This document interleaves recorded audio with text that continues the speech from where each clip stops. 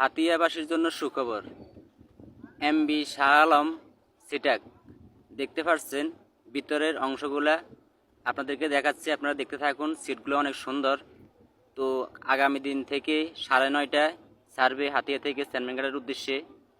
তো আপনাদেরকে দেখাচ্ছি, আপনারা দেখতে থাকুন।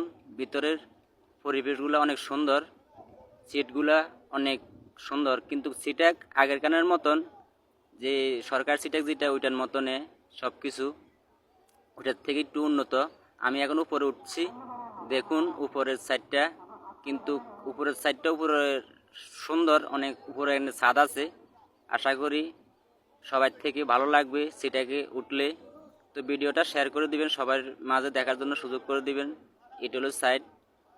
তো আমি পুরা সিটাকটা দেখাচ্ছি আপনাদেরকে, আপনারা দেখতে থাকুন। এই যে এটা হলো সাইড।